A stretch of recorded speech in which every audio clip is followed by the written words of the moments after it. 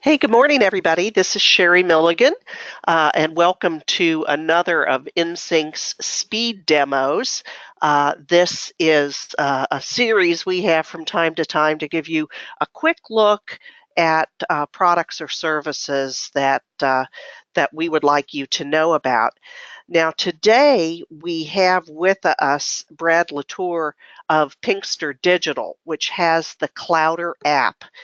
And 2 weeks ago, we had a great webinar with Brad, who gave us some good strategies for building a mobile presence for our organizations. And so today, I've invited him back so we can take a really quick look at what Clowder is all about and see if it might work for you. So this will be about 15 minutes long, but we can stay as long as you want to answer questions. So with that, I am going to turn it over to Brad today. Hey, thanks so much, Sherry. It's good to be back. Appreciate everybody dialing in today. I assume probably most of you joined us a couple weeks ago, as Sherry mentioned. But if you didn't, let me just give you some quick context. In our first webinar, which were recorded, that is available on the enSYNC website for those of you that did not have a chance to listen in. We spent about an hour talking about the shift largely to native mobile for organizations. And from our perspective at Clowder, how we talk about engagement is really kind of a three-layered approach. So it's organization to member, member to member, and sponsor to member. So today we had a lot of great questions at the end of that webinar that seemed to be more specific to Clowder. So we're going to spend a few minutes going through our Clowder demo app. You can also download this yourself after the webinar.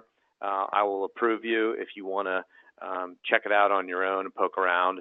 It is a demo app. It's not connected to IMIS or any other database, so it's not going to have all of our features, which are over 100 at this point, but it will give you an idea of the layout, the design, the nimbleness, the speed, and the very deliberate value that it will provide to your members. So I first want to start out by showing you just some examples. So from our vantage point, we always personalize every one of our apps, and in this case, you can see that personalization. So some organizations elect to use their name, like you see kind of in that bottom row, and in that top row, the pink one and the one in the top center, the supply chain hub. These are organizations that actually use their mobile app to create a brand new brand. So these Dermalink and Supply Chain Hub, that didn't even exist for those organizations. So they use this opportunity as a marketing extension and created a whole new internal brand. So look, feel, all the design is unique to the organization, and that is part of our value proposition. So as we enter into the Clowder app, you will see that we showed up at the news feed. On the bottom there, you have a news feed, you have a members tab, messages, forums, and events. So linking this back to an engagement strategy that we previously talked about, a news feed is really good for that member or the organization to member outreach. So you could attach blog content in here. As you can see, we have a pinned post to the top. We do power the future ASA mobile app, which is going to be due out probably first week of June. This is just a poll that we layered in from our simple admin. You can pin content to the top, which you can see here. If maybe it's a message from your president or your executive director that you want all your members to see, you could pin it to the top for a period of time. Maybe that's 2 weeks, maybe it's a month. It's completely up to you. And then you can layer in web views as well. So if I was to open this web view, you can see we were not redirected to a website. Everything stays inside of the app. So it's very simple to read. We use all of Apple's human interface guidelines known as HIG. That's something that we also talked about during the webinar. Very easy to read. When you're done reading it, you just go right back out. We do use tags. That's quite helpful for more detailed search in addition to smart search. So some of the features that help you as an organization when you send out content, most of our clients send out content 1 to 3 times per week. there are all these tools, likes, bookmarks, so that's for you to save it later, or you can share it. So I like this piece of content. I was talking to Katie about this very topic. With one tap of the key, I just sent this to her, and then when I go to my messages, you can see what it looks like. So then I can start a direct message with Katie to say, remember we were just talking about the influencers and how they work inside of apps, and continue that dialogue. So the theme that you will likely pick up here is that, yes, we have a three-layered strategy of engagement, but the feature sets, they do work in tandem with each other. So you just saw very quickly how you have a piece of content and you can quickly share it. You can like it. You can comment on it, right? So not unlike, Facebook, how that's set up, we want to drive that engagement between your membership. When you think about layers of content from the organization to the member, we're big fans of leveraging an RSS feed. It doesn't have to be your own necessarily.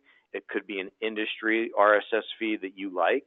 But as you can see here, you've got all this content and then that you're dropping in, and then you also have a second layer of content. So this is industry specific, but once you set it up, it's really kind of very, very simple. Set it, forget it. You don't really have to do anything after that point, but it adds a ton of value because there's ongoing content to it. I'll show you how it pulls up. This is a presentation I did recently at ASI Innovations, and these are all my slides. So I wanted to have the audience to quickly access these slides. And again, using the human interface guidelines, I could print this, I could copy it, I could email it to myself or somebody else. Those are all built in, and obviously in this case, this is Apple. And we're both, we provide both Apple and Google Play native environments. I also want to point out too that this piece of content that you're looking at, it actually started in the member-to-member engagement category, which is forums. But because I followed it, my news feed starts to curate for myself based on my own activity. That does happen over time, but because I liked both of these pieces of content, as new interactions happen, they'll show up in my own news feed. Okay. I also want to show you the profile. So this profile looks differently for every single client, but what you can see here is when I bookmark a piece of content, this is where it shows up. When I'm done, I just delete it. This is where your schedule of meetings that you are going to attend live. And then after you register for the meeting, again, this isn't connected to the IMIS database or any other database, but if it were, I would then be able to start creating my own agenda for that meeting. Again, everything is works in concert with one another. So you can see the event that I started with on the news feed, and my profile shows up right inside the schedule. Favorites is exactly what you would expect it to be, people that you communicate with regularly, and then notes. So imagine you're at a conference, you just met a colleague, and you want to make a note to yourself, met Tom at the general session.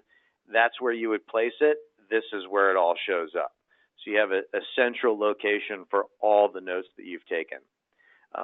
Many of our organization customers are starting to use the app to do membership dues renewal. So that would live on side right here on the profile. If you are a certification-based organization, you could make certifications at an individual level, either public or private. We determine that in the onboarding process. Starts with which fields do you want to bring over from the profile, and of those fields, which ones do you want to be private only to the user, and which ones do you want to be public for the rest of the membership base. Next tab here is members. If you look in that upper left, the funnel just means that this category can be funneled, right? So maybe there's favorites, maybe it's geographic in nature. So if the individual member has their geography turned on, then you can know exactly where people are. For those organizations that their members have a high degree of travel, it's very well received because they can reach out to other members in other cities and maybe meet for coffee or get together or talk about something. When you look at the members, you look at their add to note, this is where we met. You can make them their favorite, or you can start a messaging conversation directly from their profile. The member profiles, just like the profile of the individual user, it could have a bit of description. It could have their LinkedIn link. It really can be set up any way that you want. So it's very versatile. The next tab at the bottom is messaging. I showed you a little bit about how messaging is integrated into the news feed when you're sharing. It's integrated into the members tab. And then you can also do group messaging. This is quite helpful for organizations that have committees or boards where they want to set up a group chat of 5, 6, 10 people and keep everything on the app. You can share PDF documents, images. It makes it, again, very easy to do. Creating a new group chat, simple. You just tap on those that are included. Same thing with direct.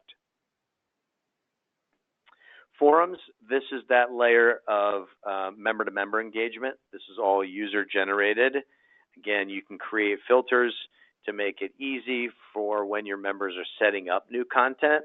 You can have unlimited filters. They could be geographic. They could be topic in nature. They could be by state. It really kind of just depends on what's important to your organization. And all that's set up in real time using the supportive web-based admin that comes with the app itself. When you start to look at a piece of content that you like, you can begin to follow it. You can say, great point, send it there. Somebody could reply to me. So again, for those of you that are on Facebook, you'll start to see a lot of similarities. Simple, easy, intuitive, and that's the design of a great native web experience. In addition to the forums and the discussions that are happening, it's quite helpful for most organizations to have a resources, a central repository of frequently accessed content. Usually it's in a PDF format. It also could be a video link. We are using it to illustrate basically some of our best practice documentation and content. So you go here, again, you pull it up. Oh, wow, how to best use push notifications. My executive director was just asking about that. I'm going to go ahead and print that out, or I'm going to go ahead and email that directly to my executive director.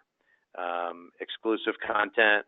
Again, these are examples of how to make your app successful and work for your organization. So we have included that inside the app itself. Last but not least, events tab.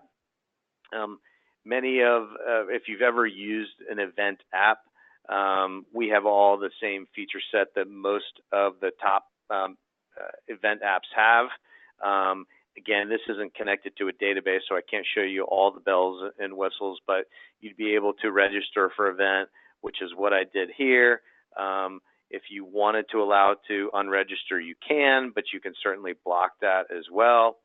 And then you notice at the top nav, there is room for up to 3 tabs, navigational tabs at the top. So general agenda, and again, this is where if this was connected to your IMAS meetings module, you'd be able to click on each one of these and say, yes, I want to go to idea accelerators, tap that, and then it would show you who that speaker is, if there's any content related to that speaker, another opportunity to promote your sponsors, and then you can leave a 1 to 5 star review after the session, and then you can also start layering in poll questions. It's not a survey, it's a poll question, but it's a total blank canvas. You can ask anything you want, and you can layer poll questions. I think you can do up to 5 poll questions in succession. And then, of course, the location. Where's the actual meeting itself? And what you see there is, again, the human interface guidelines promoted and supported by Apple. So that is 15 minutes right on the button. Sherry, I don't know if there's any questions that are being thrown out to you at all. If there are, I am certainly happy to answer any of those using. Yes, I do have a couple of questions here. So one is, can members use the app to apply for a membership and pay, or to pay for membership renewals? Absolutely. It's the fastest growing use of our app, and it's a really excellent question. When we first launched in the association market, initially this year-round app of Clowder was viewed mostly as a closed social network. So if you remember, you were allowed in mostly using a single sign-on, the existing credentials that you have.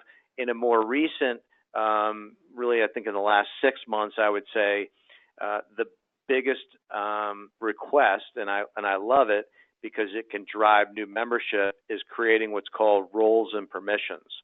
So when we go down that path when we set up your app using those roles and permissions, we create a member role and a non-member role.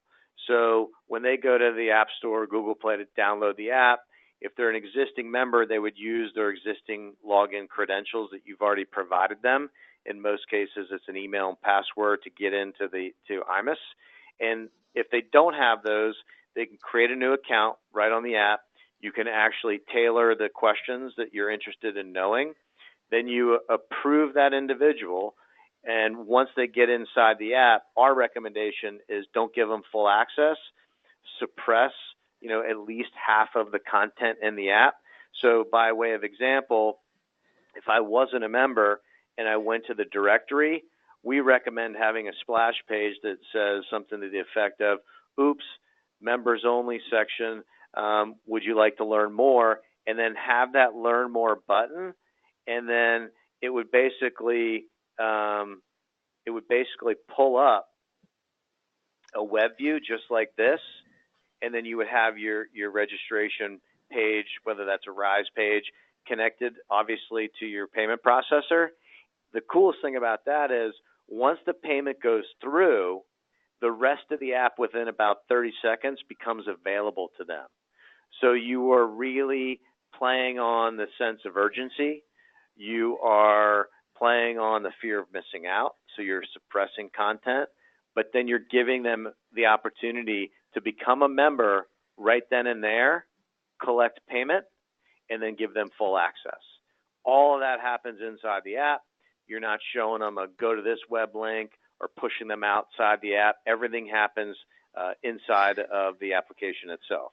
And again, because most of the RISE pages are already mobile responsive, you can see how nicely this page shows up as just an example.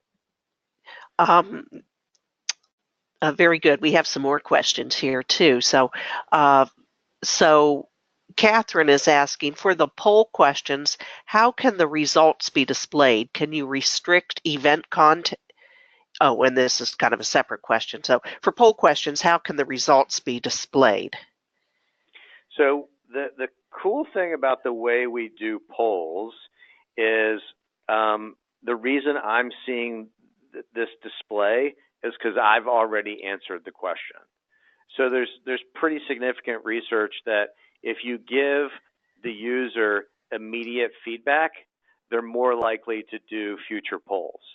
So this question, let me see if I can find a poll that I didn't answer to give you an example what it looks like without it. But as I'm going through here, it looks like I've answered most of the polls.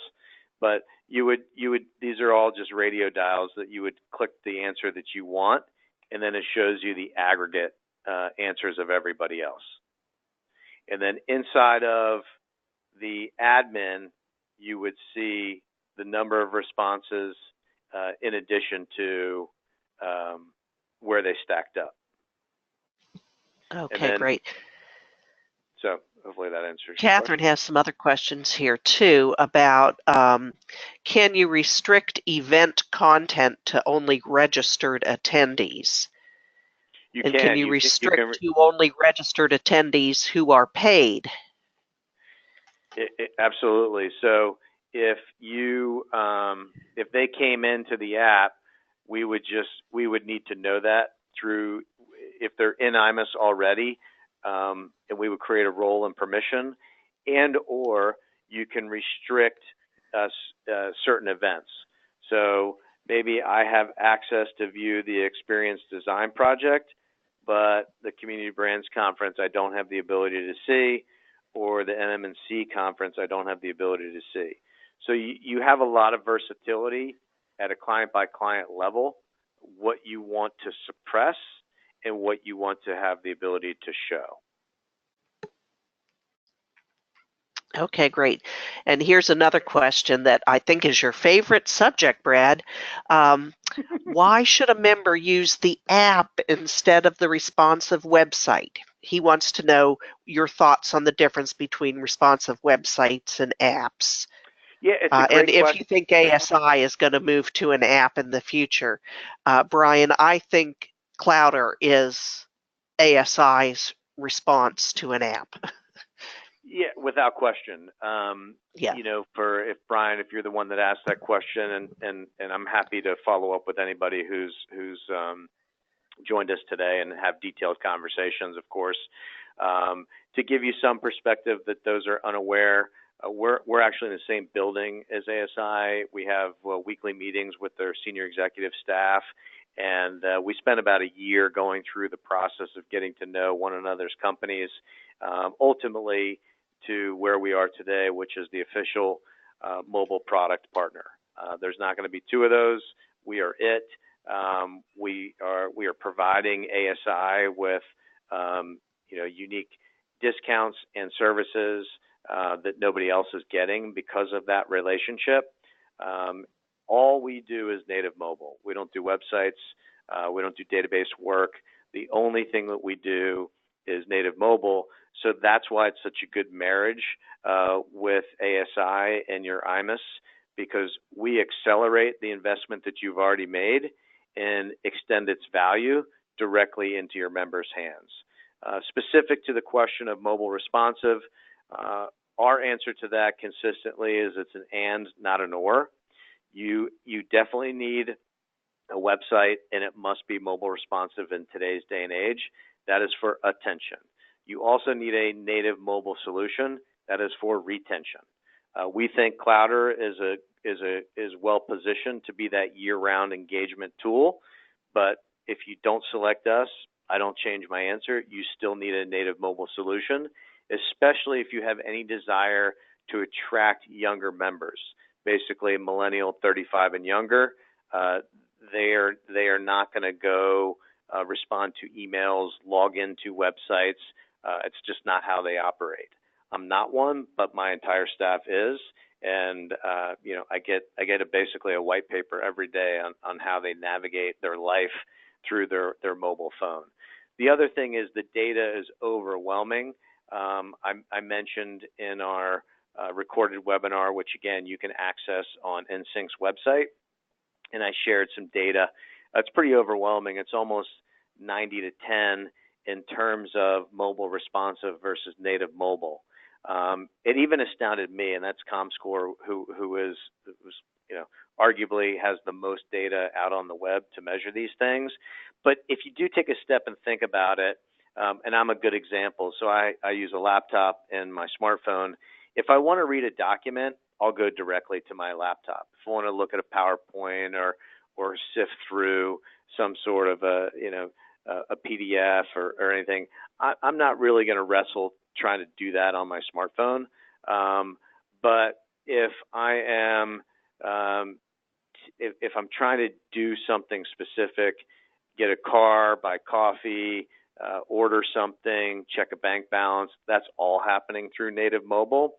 And if I do happen to check on a website and it's not native mobile, forget it. You'll probably keep that user for maybe 2 seconds and then they'll drop. So you really do need all of the above. The other thing to keep in perspective, I often view native mobile where websites were 20 years ago. And if you've been around that long, the conversation was, do we really need a website? You know, we've got this beautiful magazine we send out 6 times a year. We've got all these conferences. We have these white papers. Do we really need a website? Now, in today's day and age, that seems even silly to ask the question. Those were the questions being asked 20 years ago. And then companies like Squarespace and WordPress came out to make that process easier. Native mobile is in a very similar situation. We talk to associations and nonprofits all day, every day.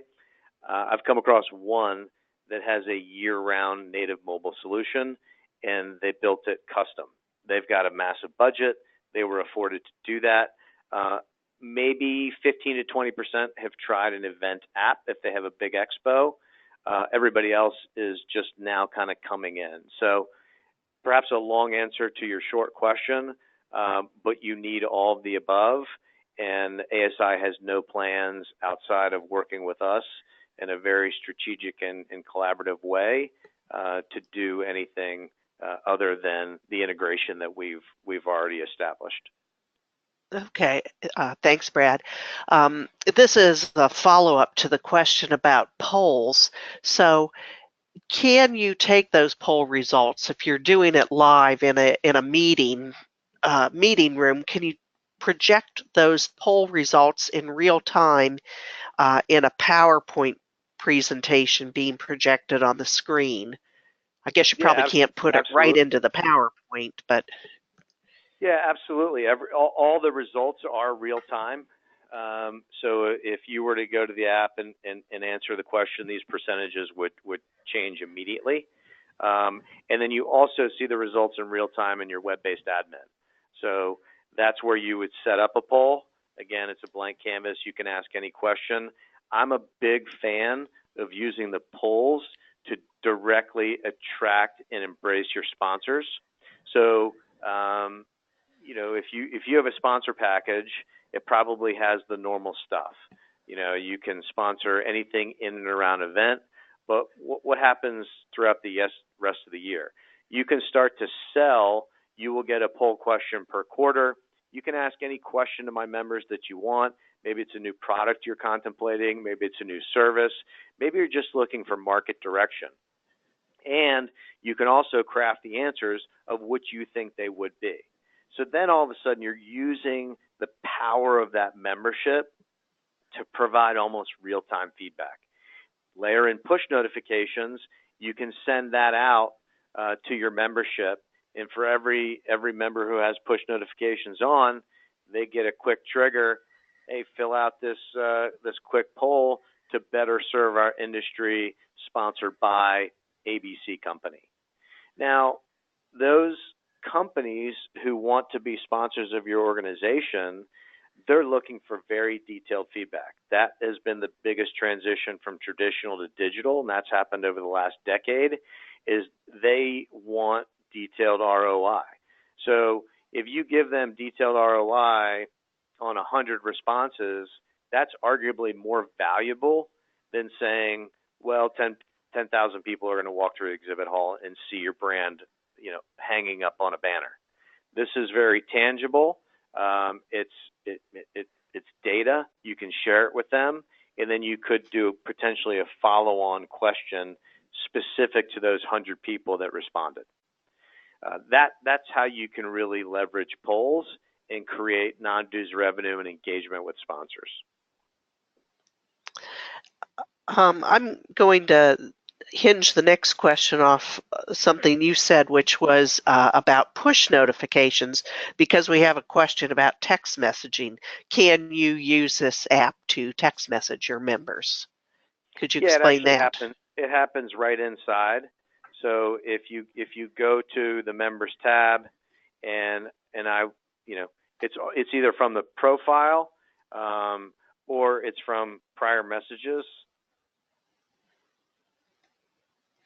You know, and you can go ahead and send an emoji, you send it, and then once you see that, you can see that It tells you when it's delivered. And if you scroll up a little more, it tells you when it was read, and then you can say when it was sent. So it's far more effective than a text message. And guess what? You don't need to know what their cell phone is. So especially in and around an event, you want to keep it very simple. Everything is in one location, and you can just see that Katie responded to me. You can add an attachment, you can add an image, all right inside the app. So, I was at a conference recently, and that was the single most frustrating thing. I met someone at breakfast. I wanted to send them a quick message saying, hey, I'd love to tell you more about Clowder. Guess what? Didn't even have that functionality in it. I was like, it was a complete waste. And I didn't know that person's cell phone, so I couldn't text them. So you're starting to see the theme. Not only do you want everything in one location, but you want the feature sets to be integrated to each other. Okay, great.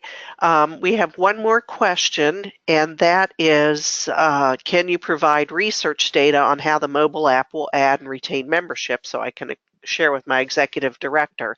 And I just want to say that we kind of went over that in last week's webinar, so I'm going to make sure that everybody who has signed on today has a copy of our webinar from last week.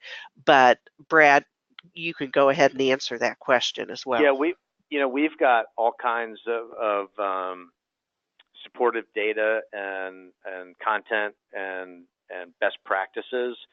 So we're big fans of not just talking about Clowder, but really framing it up in the value of native mobile. So many senior staff as well as boards are asking the broader question of, should we do native mobile? You have to believe in that first before you pick Clowder or somebody else. So we're big fans in continually educating and promoting native mobile first. Much of our content that we distribute every 10 days talks about the value of that shift to native mobile. And again, if you have a desire to attract younger members, first and foremost, your challenge is, why would I join anyway? So millennials inherently are not joiners of association because they don't necessarily understand the value. That's well documented. And then you have to deliver your content in a way that they want it. That's not an email, and that's not in a login to a website. Both of those things are significant barriers to entry. Rather, if you give them a native mobile app, which they are used to, and you allow them to register and become a member inside of it by connecting it to your IMIS, then you're winning. The nice thing about that is you have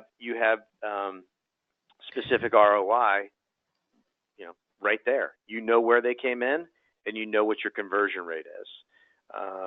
And then leveraging the sponsorship dollars too. We're big fans of looking at your native mobile app as a revenue generator, not a cost center. Sure, it will keep your members more engaged, but those members are going to become happier, potentially buy more stuff. So white papers, webinars, other things that you're selling, and they'll encourage perhaps other colleagues or other folks who have not been members to become members. So it's an investment, but the majority of our clients have made their money back many, many times over because they're positioning it as a non-dues revenue source. And part of our value prop is we help you set that up. So you get access to all of our best practices. And it's ultimately why ASI selected us, and it's ultimately why ASAE selected us. Great. And we do have one more question, and this one is getting into the nitty-gritty of IMIS and how it works, which is, does the integration with the app and IMIS work with process automation plus, so in order that you can automatically send text to the app? And you two might have to talk a little bit more on that.